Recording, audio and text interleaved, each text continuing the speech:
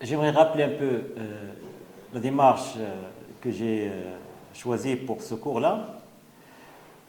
Nous sommes partis d'un niveau général, hein, celui des grands principes qui régissent l'organisation et la direction des entreprises. Hein, depuis leurs fondateurs, Taylor, Fayol, Ford, etc., qui sont les principales fondations de l'organisation de l'entreprise, et que j'ai essayé de mettre en rapport avec l'évolution du contexte général, jusqu'aux nouvelles tendances post-tayloriennes, l'école des relations humaines, etc. Par la suite, nous avons abordé un niveau moins important, c'est le niveau de l'application pratique de ces principes généraux, ce qu'on a vu dans le chapitre 1er de cette partie-là, à travers les structures organisationnelles.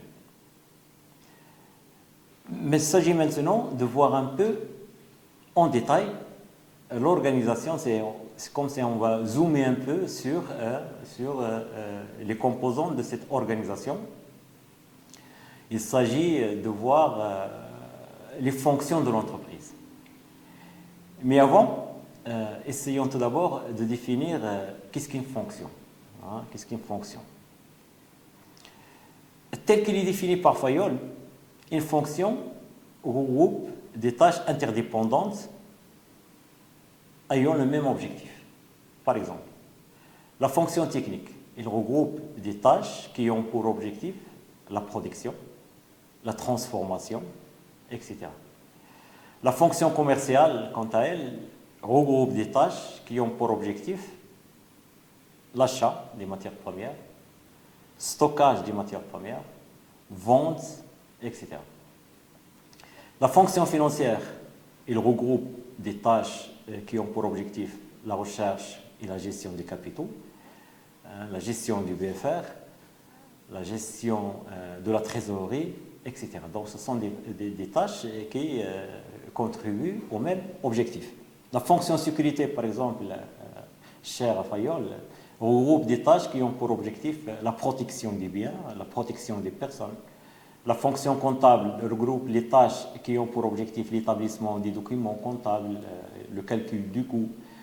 La fonction administrative, en dernier lieu, regroupe des tâches qui ont pour objectif la direction, la prévision, la planification, la coordination, l'animation, le contrôle. Cette typologie des fonctions de Fayol, bien entendu, répond à son contexte au début du siècle. Cela veut dire qu'actuellement, d'autres fonctions ont vu le jour. Par exemple, la fonction recherche et développement, qui regroupe des tâches qui ont pour objectif l'innovation, lancement de nouveaux produits, suivre l'évolution du marché. La fonction qualité, donc c'est une fonction plus ou moins récente, qui regroupe des tâches qui ont pour objectif le respect des normes de produits, respect des normes de sécurité, respect des normes en rapport avec l'environnement, etc. La fonction GRH, donc, elle s'occupe des tâches de recrutement, de formation, d'avancement concernant le personnel, etc. Mais d'une manière générale, plus l'entreprise est grande, plus les problèmes sont diversifiés, plus sa structure est précise et ayant plusieurs fonctions. A contrario, plus une entreprise est petite, plus le nombre de fonctions est réduit, le gérant peut prendre en charge lui-même toute une série de tâches très diverses. Il achète, il vend, il tient sa comptabilité, il recrute, etc. Donc, il n'y a pas lieu d'étoffer la structure organisationnelle d'une entreprise de taille réduite. Les tâches de chaque fonction nécessitent pour leur exécution des moyens humains et matériels.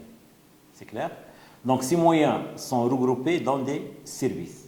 Le nombre des services dans une fonction dépend donc de la taille de l'entreprise. Plus elle est grande, plus les tâches sont diversifiées, plus les services sont nombreux. Inversement, dans une petite entreprise, un seul service peut assumer des activités relatives à plusieurs fonctions. Donc là, c'est un peu la définition de la fonction et des services. Commençons cette présentation des principales fonctions par la fonction production. La fonction production, c'est une fonction qui est très importante au sein de l'entreprise. Il consiste à produire, mais produire en temps voulu, des quantités voulues par les clients, dans des conditions de coût et de qualité déterminées, tout en optimisant les ressources de l'entreprise. Donc, on ne produit pas n'importe comment. Il faut optimiser les ressources de l'entreprise de façon à assurer sa pérennité, son développement et sa compétitivité dans le marché. Cette définition met l'accent sur plusieurs éléments. Donc, le temps voulu, les quantités voulues, un coût de revient déterminé, une qualité déterminée, l'optimisation des ressources, assurer la pérennité. Donc là, ce sont plusieurs éléments qu'il faut expliciter un peu.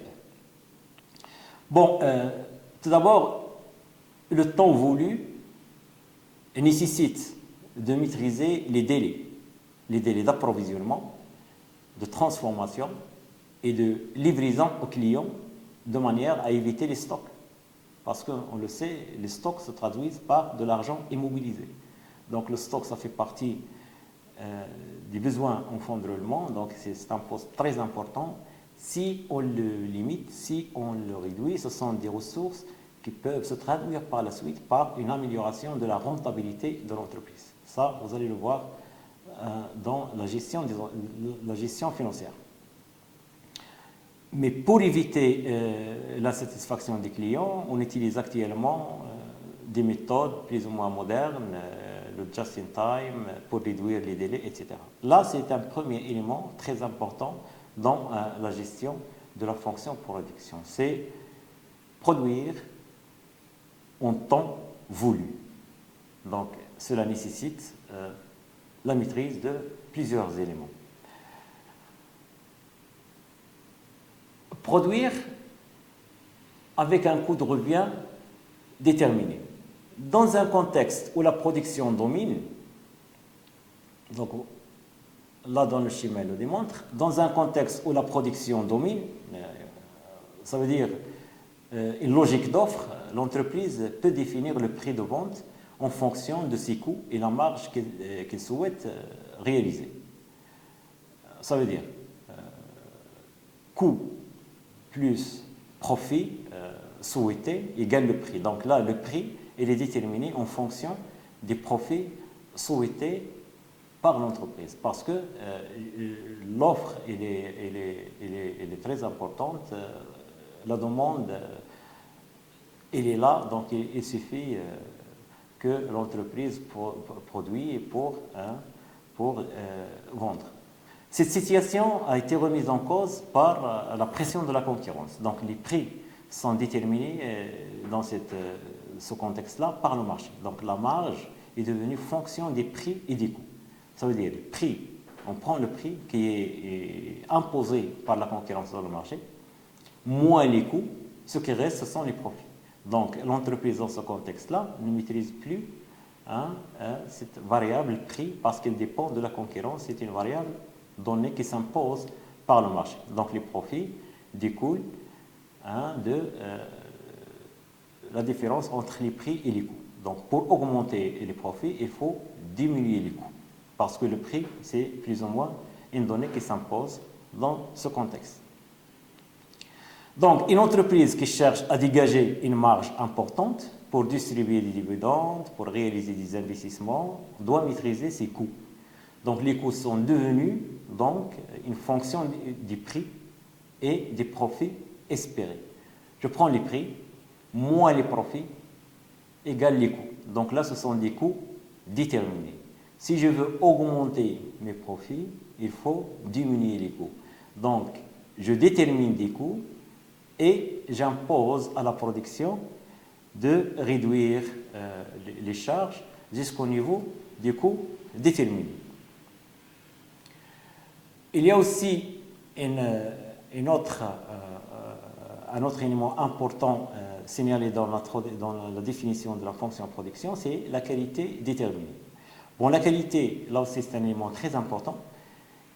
il peut être envisagé sous deux aspects. Premier aspect, c'est la qualité de la conception des produits. Donc celle-ci est fixée, on va le voir, par le bureau d'études, sur la base de la perception et des attentes des clients. Donc il y a des études à faire au niveau des clients pour voir un peu quelles sont les attentes, qu'est-ce qu'ils attendent au niveau de la qualité des produits. On appelle ça la qualité de la conception.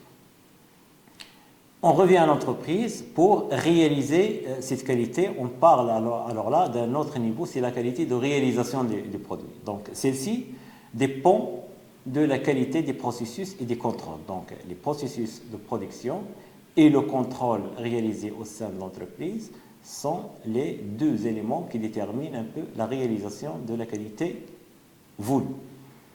La non-maîtrise de ces deux niveaux de la qualité de la conception et la réalisation, entraîne des coûts de la non-qualité qui se traduisent par une insatisfaction des clients.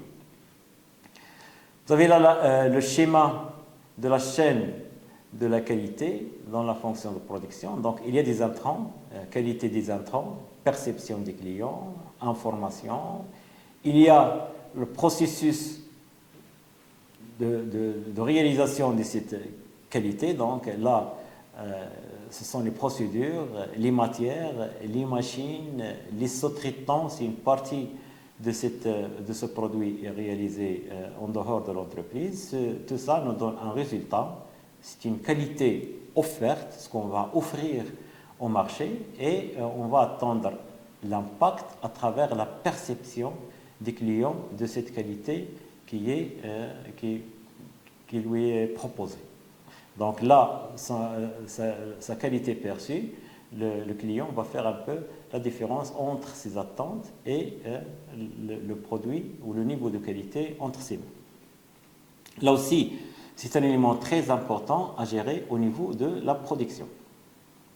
Quatrième élément évoqué dans la définition de la fonction production, il s'agit de l'optimisation des ressources. Donc il faut produire tout en essayant d'optimiser les ressources dont dispose l'entreprise. Obtenir le meilleur rendement possible par l'élimination des temps improductifs, les mauvaises utilisations des ressources, toutes les ressources, machines, temps, matières, etc. À ce niveau-là, la fonction de production doit surveiller deux indicateurs. Le rendement du travail, calculé par la quantité produite sur l'effectif employé. Et un deuxième indicateur à surveiller, c'est le rendement horaire du travail. Ce sont les quantités produites sur les heures travaillées.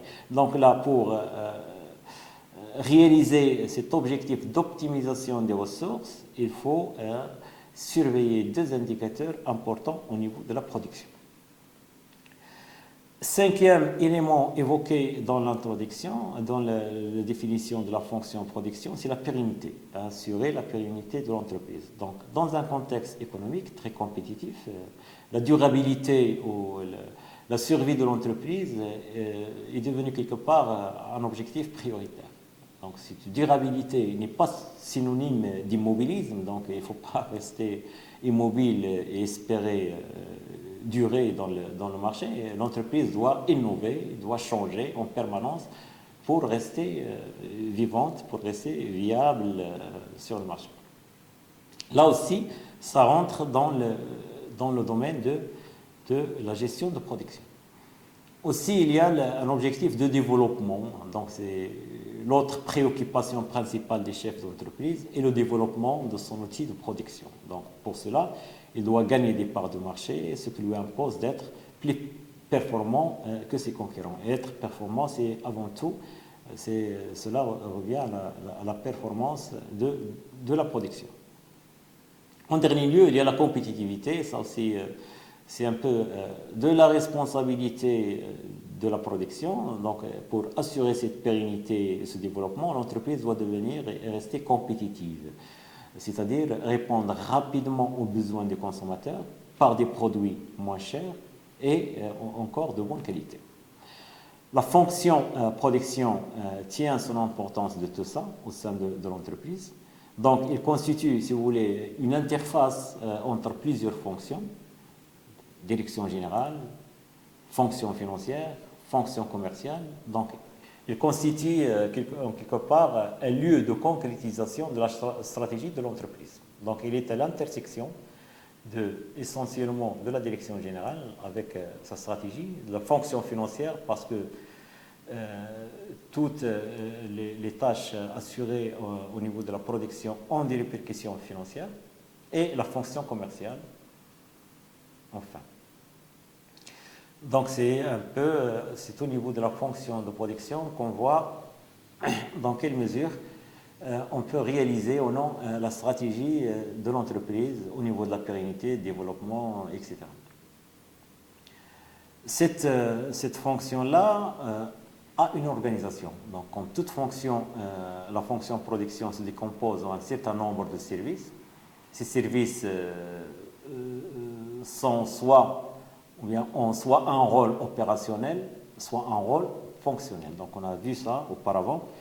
Dans cette fonction, un service a un rôle opérationnel lorsqu'il a pour mission soit la fabrication, soit l'expédition du bien produit par l'entreprise. Donc, il est en rapport directement avec l'activité de cette fonction. Là, c'est un service opérationnel. Un service a un rôle fonctionnel lorsqu'il se charge de définir, d'organiser ou de contrôler tout simplement l'activité de production. Vous avez là un organigramme classique de la fonction de production. Donc, il y a la direction de production, il y a un service études, c'est le bureau d'études, il y a les méthodes, il y a l'ordonnancement et le contrôle. Là, ce sont des services fonctionnels. Nous avons aussi la fabrication, l'expédition et l'entretien. Là, ce sont des services opérationnels. La répartition de la production suit plusieurs étapes assurées par plusieurs services. Chaque service a des attributions et chaque service répond à une question particulière en rapport avec la production. Donc nous avons le tableau là qui synthétise un peu ces questions et ces attributions. Voyons par exemple l'étape 1. Donc le bureau d'études doit spécifier quel produit fabriquer. Il élabore un cahier de charges qui est un document qui définit les spécificités de base d'un produit ou d'un service. Donc, il y a une question à laquelle il doit répondre ce bureau d'études. Quel produit fabriquer? Il élabore enfin un prototype qui est un premier exemplaire au modèle d'un produit destiné à être expérimenté en service pour déterminer ses qualités en vue de la fabrication en série. Donc là, c'est la première étape des processus de production. Deuxième étape, c'est le bureau des méthodes qui a pour fonction de préciser comment le produit sera fabriqué. Donc la question à laquelle doit répondre le bureau de méthode, c'est comment ce produit sera fabriqué, par quelle machine et en quel délai. Donc le bureau des méthodes définit le mode opératoire, c'est-à-dire les étapes nécessaires à la fabrication, les équipements à mettre en œuvre et les outillages à utiliser, l'implantation de l'organisation des postes de travail et les temps nécessaires, les documents techniques destinés aux différents services de l'entreprise, à savoir la nomenclature, les fiches de coûts de revient, les gammes de fabrication, les plans d'exécution et tout ça. Donc là, c'est le bureau de méthode qui a pour fonction de préciser le comment. Comment produire ou comment ce produit fabriqué sera fabriqué. Donc déjà, la première étape, c'est le bureau d'études qui répond à la question « Quel produit fabriquer ?» Maintenant, le bureau de méthode, c'est le mode opératoire et répond à la question « Comment ?» L'étape 3, c'est le bureau d'ordonnancement. Ça aussi, c'est un travail très important qui se fait à ce niveau. Ce bureau-là, il coordonne les moyens et les matières tout en évitant les attentes ou bien les ruptures de stock. C'est très important. Donc, il répond à 4 questions. Quand lancer la fabrication, donc c'est gestion du planning, qui fabriquera, où fabriquer, combien de temps pour fabriquer. Là, c'est le bureau d'ordonnancement qui coordonne un peu les tâches, les différentes tâches, pour que le processus de production ne soit pas en rupture ou bien qu'il n'y ait pas des attentes. Et on a vu auparavant que ces attentes et ces ruptures ont des répercussions sur la performance générale de la production. En dernier lieu, l'étape 4, c'est le contrôle qui détermine les normes à respecter à toutes les phases des processus de production en termes de coût, de délai, mais surtout de qualité. Donc là, il y a ce tableau, il schématise un peu les 4 étapes, les questions posées et les attributions de chacune de ces étapes et de chacun de ces services. Maintenant, un autre point sur la gestion de la production. Donc, on a vu l'importance de la production. On a vu les différentes phases des processus de production. Maintenant, la gestion de la production, il consiste simplement à assurer de façon optimale la combinaison des facteurs de production qui sont mis à la disposition de l'entreprise pour réaliser les objectifs fixés en termes de qualité, en termes de quantité, de délai et de coût. Donc, la gestion de la production occupe une place très importante au sein de l'entreprise. Là, le schéma il montre un peu la place de cette gestion de production et en rapport avec le commercial, la direction générale, les études, les méthodes, la fabrication, la maintenance, le magasin, la qualité, la comptabilité, le contrôle de gestion, l'informatique, personnel, les approvisionnements, l'achat, etc. Donc, il est vraiment au centre de la gestion de l'entreprise. S'il n'y a pas une bonne production, il n'y aura pas une bonne marge, donc il n'y aura pas une bonne profitabilité, il n'y aura pas de recrutement, ça se répercute sur toute la chaîne au sein de l'entreprise. Donc, la raison d'être d'ailleurs d'une entreprise, c'est la production et c'est la réalisation d'un profit. Et de là, du coup, l'importance de la production dans l'organisation générale de l'entreprise. Le problème clé que doit résoudre la gestion de la production est celui de la concordance entre la production et les ventes en volume, en quantité, en qualité et en délai. Là, c'est un peu la question qui préoccupe les gestionnaires de la production. Donc, c'est cette concordance entre ces éléments-là.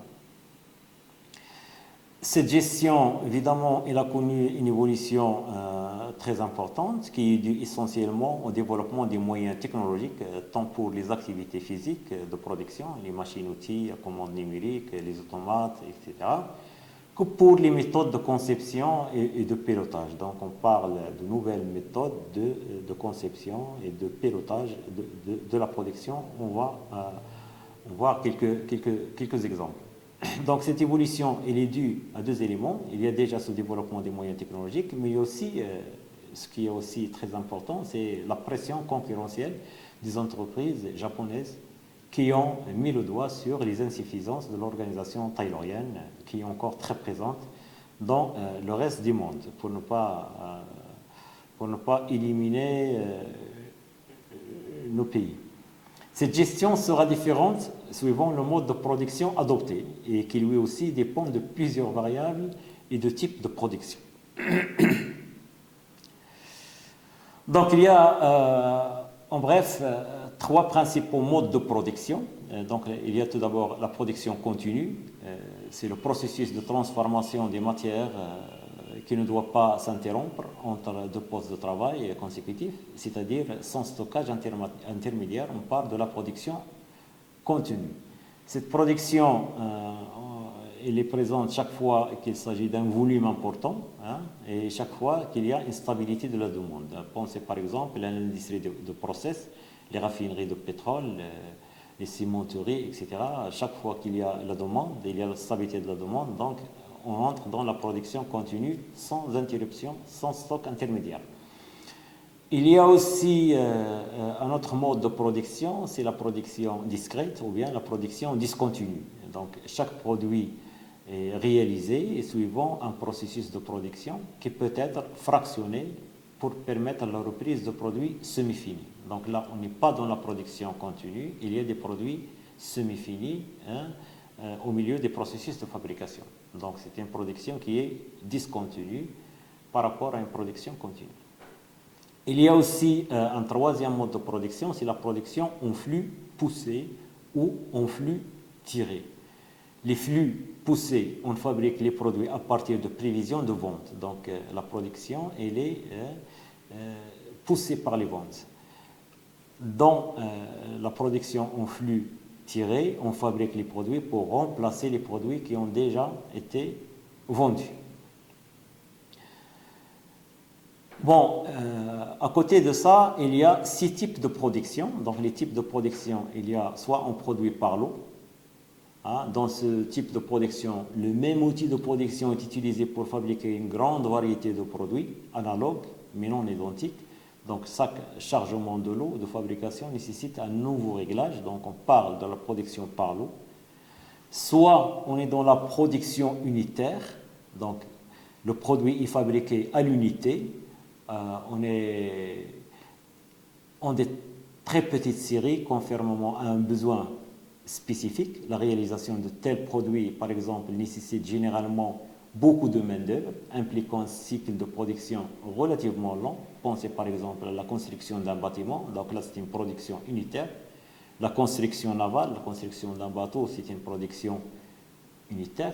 Construction aéronautique, c'est une construction, c'est un style de production, c'est un type de production unitaire, etc. Donc ça nécessite la mobilisation de moyens très importants et de personnel très important. Il y a un autre type de production, on parle de la production de masse, donc les produits sont fabriqués en très grande quantité, on a vu ça avec Ford. Ce sont des produits standards ou similaires, donc il n'y a pas de différence entre les produits qui nécessitent l'utilisation d'un outil de production spécialisé. Et donc c'est l'exemple de l'électroménager, de l'automobile quelque part. Donc on est dans la production de masse, les produits sont standardisés, donc ils sont similaires. On utilise le même outil de production pour réaliser la production de masse. Il y a un dernier type, il y a un autre type de production, c'est la production à la commande. Là où on entre dans le cas d'un produit coûteux, des produits spéciaux ou bien des prototypes. Donc les prototypes, généralement, sont des produits qui sont produits à la commande. Donc le produit, la particularité de ce produit, qui n'est pas disponible au moment de la commande, et il nécessite un délai de réalisation. Donc, et le prix n'est pas standard et se négocie en même temps que les délais de commande. Exemple, un navire, un ouvrage d'art, par exemple. Là, c'est une production à la commande qui n'a pas de prix et qui n'est jamais disponible au moment de la commande, sauf exception. Il y a aussi la production pour stockage. Donc là, elle concerne des produits qui ne sont pas coûteux ou qui ont un usage général et qui sont fabriqués en grande quantité. Donc le produit est disponible immédiatement à la vente à un prix standard. La production est souvent une production de masse ou une production par lot. Exemple, l'électroménager, les téléviseurs. Donc on produit et on stocke et les prix sont standards. Dernier lieu, il y a la production mixte. Donc ce type de production concerne la fabrication à la commande afin de diminuer les délais de réalisation. Les produits sont conçus de telle sorte qu'il est possible de fabriquer des sous-ensembles suivant une politique de fabrication sur stock. Et on conserve la personnalisation, par exemple, des produits finaux par assemblage de ces sous-ensembles se réalisera au moment de la commande. Donc il y a déjà une partie du travail qui a été faite, mais une fois la commande est là, on termine l'autre partie et on personnalise le produit. Donc on appelle ça une production mixte. Toutes les entreprises, par exemple, qui souhaitent améliorer leur performance vis-à-vis de leurs clients et réagir rapidement à la demande, tendent à choisir ce type de production. Pensez à ce qui se passe au niveau de la restauration. Donc on peut demander n'importe quel plat, il est déjà plus ou moins préparé, il suffit de quelques minutes pour que le client sera satisfait. Donc ce type de fabrication, il existe aussi dans la navigation de plaisance, par exemple. Donc il y a des produits qui sont, si vous voulez, semi-finis, mais une fois la commande est là, on personnalise le produit final. Actuellement, parmi les méthodes les plus performantes pour la gestion de la production, il y a le GESATAN. C'est la gestion de la production en flux tendu. ou bien le pilotage de la production par l'aval. Donc, c'est une méthode qui cherche un peu l'harmonisation de la production-vente et repose sur l'harmonisation de la production et la vente et qui repose sur l'anticipation de la demande. Donc, il faut planifier la demande, il faut faire des études pour voir un peu l'évolution de la demande et anticiper cette évolution, et qui repose aussi sur l'adaptation des méthodes de production. Donc là, on est vraiment juste. C'est ça l'importance de cette gestion, de cette méthode de gestion, c'est qu'il faut justement produire en flux tendu, donc produire pour satisfaire la demande juste au moment où il se manifeste, dans la juste quantité et la juste qualité de demande. Donc il faut vraiment être à point sur tous les niveaux. Ça a été mis en place par les Japonais, c'est là où l'industrie japonaise excelle, durant les années 70, avant de se diffuser par la suite dans les autres pays. Il répond à 4 objectifs essentiels, donc c'est le volume, le délai, la qualité et le coût le plus efficacement possible. Donc là, c'est l'objectif de cette méthode de gestion qui est le just-in-time. Cette méthode vise la performance par la recherche des 5 zéros. Donc il y a zéro stock, réduire les stocks par la production en flux tendu. Cela nécessite donc une fiabilité de la chaîne d'approvisionnement. Donc il n'y a pas de stock, mais il faut être prêt au moment de la vente. Zéro délai, donc il faut réduire les délais en produisant juste à temps, donc il n'y a pas de délai d'attente. Zéro défaut, donc il faut augmenter la qualité pour qu'il n'y ait pas de travail à refaire, pour qu'il n'y ait pas de contrôle, donc zéro défaut. Zéro panne, donc il faut assurer la fiabilité du processus de production.